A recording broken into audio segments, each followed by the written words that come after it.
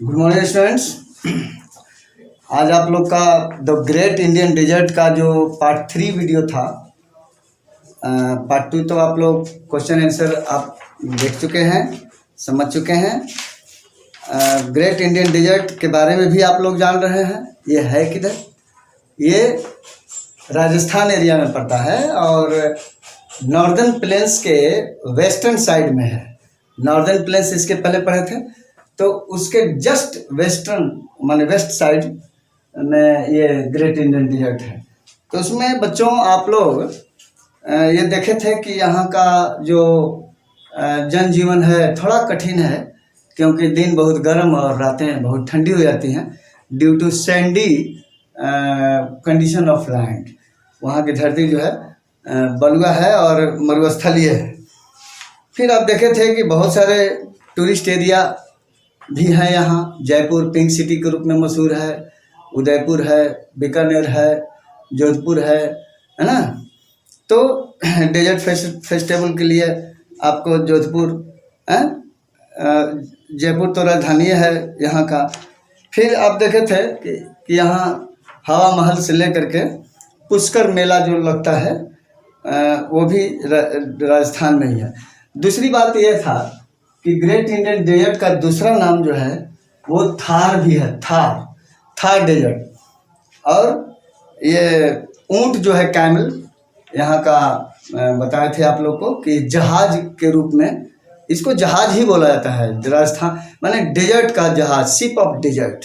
The camel is the ship of desert, यानी ऊंट जो है मरुस्थल का जहाज के रूप में भी काम आता है।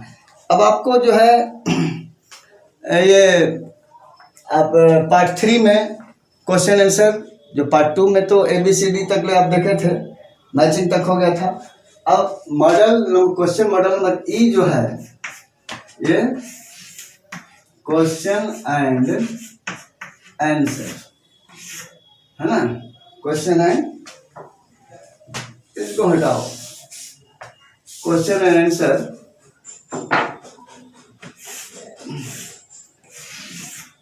टी मॉडल में पहला क्वेश्चन देखिए, होमवर्क में आप लोग देखे होंगे, बनाए होंगे, तो ठीक है, उसका मैचिंग कर लीजिए। आज हम उसका सॉल्यूशन बता रहे हैं। तो where is the great Indian desert situated, पूछता है। पहला क्वेश्चन है कि ये ग्रेट इंडियन डेजर्ट सिचुएटेड माने किधर है, स्थित किधर है। तो आप आंसर लिखिएगा। पहला क्वेश्चन का आंसर लिखिएगा कि the great Indian deserts situated to the west of the northern plains, है ना। इसमें लिखिए the great Indian desert situated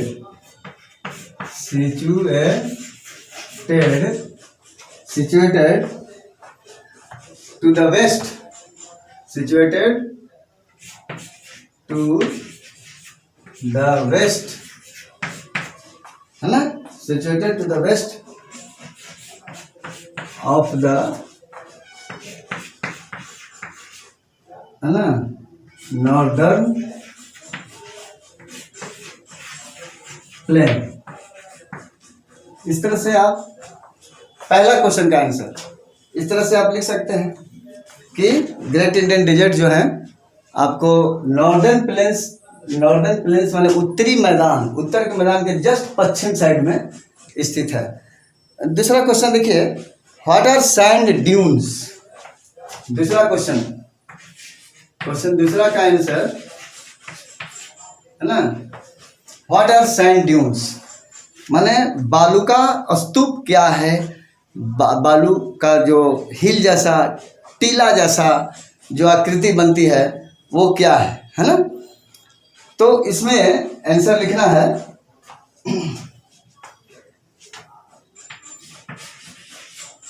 the small hills of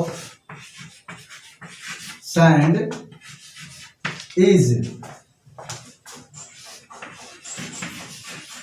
called sand dunes. Sand, है ना, sand dunes,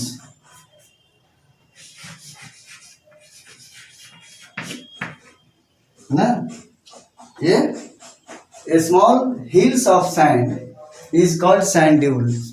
सैंड ड्यून्स माने बालू का स्तूप, यानी बालू का टिब्बा, यानी बालू का टिब्बा, यानी बालू का ही छोटा सा हिल जैसा आकृति. वो जो है आकृति एक जगह स्थिर नहीं रहती, हवाएं तेज गति से आती हैं, तो इन बालू के जो ढेर लगे रहते हैं एक जगह, उनको उठा करके दूसरे जगह रिप्लेस कर देती है, यानी जगह स्थान बदलते रहती है. ये जो सैंड ड्यून्स है ना, वो एक जगह स्थायी रूप से नहीं रहती, वो हवाओं की गति और दिशा पर निर्भर करती है ना. This sand dunes depends on the force of wind and direction. ये सैंड ड्यून्स हुआ. अब तीसरा हम देखो, हुआ नोमैडिक्स और बंजारा. क्वेश्चन नंबर 3 का आंसर देखिए. हुआ द नोमैडिक्स एंड बंजारा, है ना. तो कहते हैं कि बंजारा या नोमैडिक्स कौन लोग हैं, है ना. तो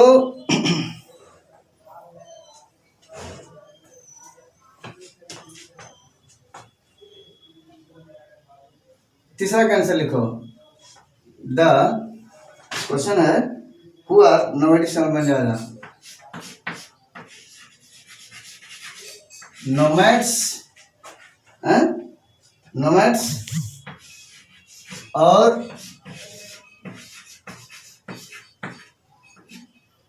बंजारा, नोमैड्स और Banjara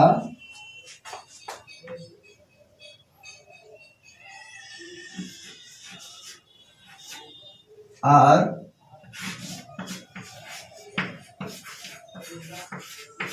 tribes of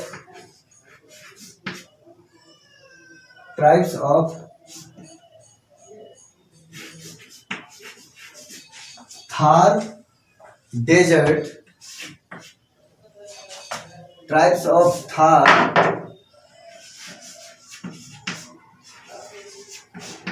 desert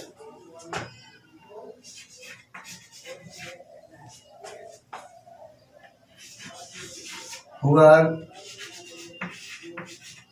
moving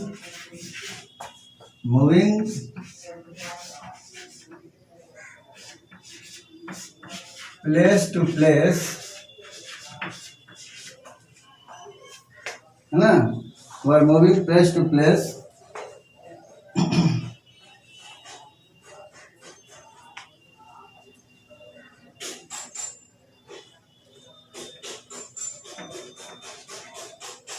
in, who are moving place to place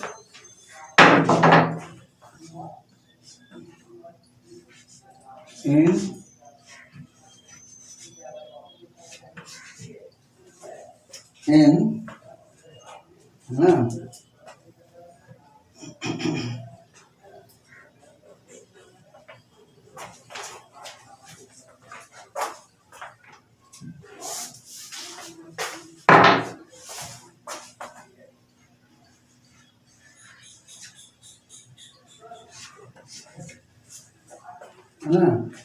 moving place to place in search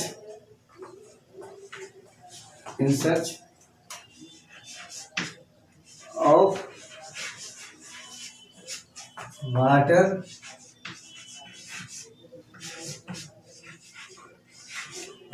and food. ये जो है पुअर बंजारा हो गया. अब जो है चौथा क्वेश्चन देखो. How is the camel useful in the desert, है ना. इसको अब हटा देना है. ये जो पहला क्वेश्चन है आप लोग देख रहे हैं, इसको फिर अब डिलीट करके चौथा आप लिखेंगे, है ना. इसको यहाँ से हटा सकते हैं.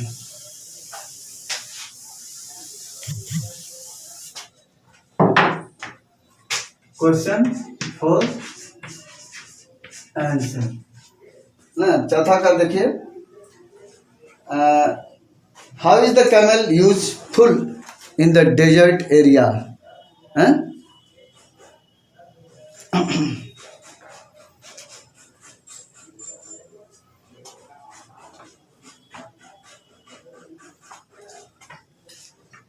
आंसर लिखिए।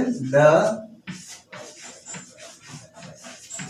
कैमल, है ना, camel is very useful, camel is very useful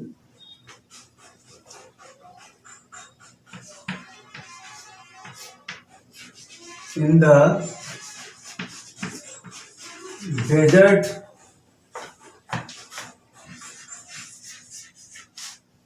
area, desert area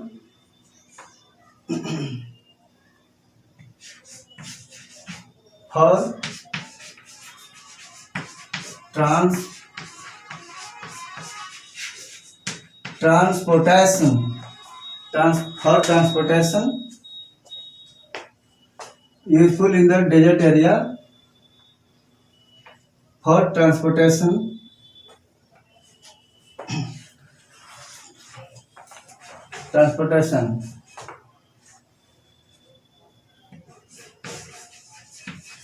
they can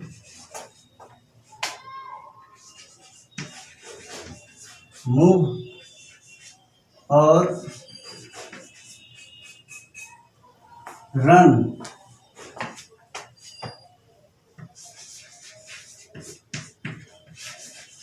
easily, they can move or run easily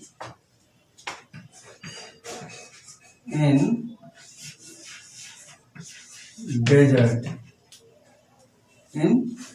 desert, वो ये मरुभूमि में दे कैन मूव, वो घूम सकते हैं या दौड़ भी सकते हैं आसानी से, easily in the desert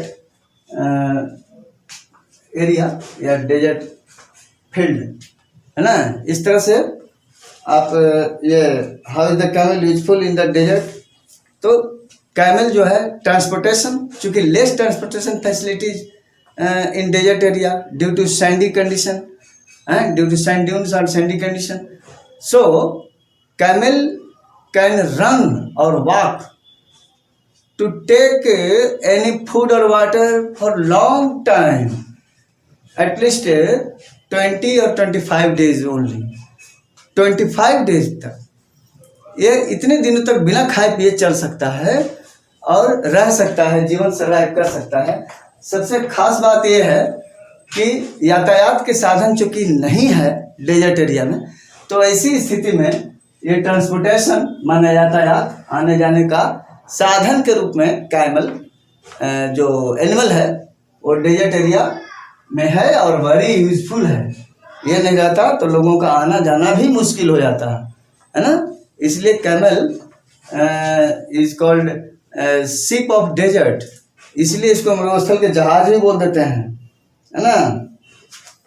therefore भाई camel is the ship of desert, यानी मरुस्थल के जहाज भी है, इसको कह सकते हैं।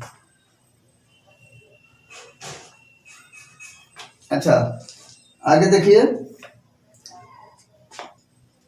What makes life tough in the desert, वो जो है डेजर्ट निवासियों का, डेजर्ट में रहने वाले लोगों का जो जीवन है काफ़ी टफ है, यानी कठिन है। क्यों? तो बच्चों आप लोग समझ सकते हैं कि बताए थे वहाँ ज्योग्राफिकल फैक्टर कि बहुत जो है extreme type hot condition during day time and night time is very cold, है ना। तो यहाँ चौथा के बाद पांचवा का आंसर दो। पांचवा में है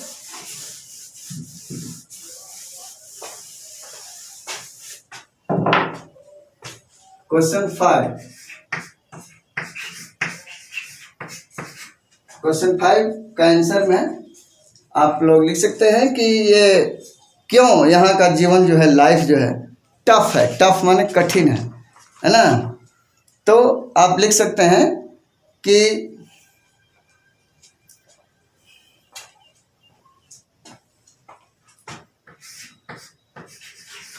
ड्यू टू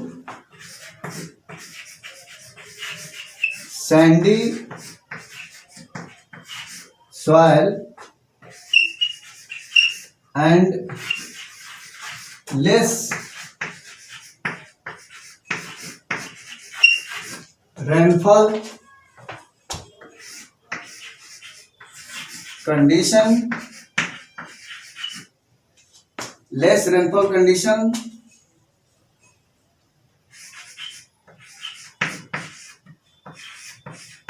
makes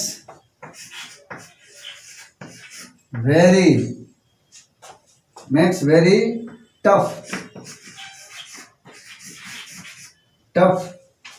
है ना, makes very tough life makes very tough life in the desert, है ना, DESERT desert, due to sandy soil.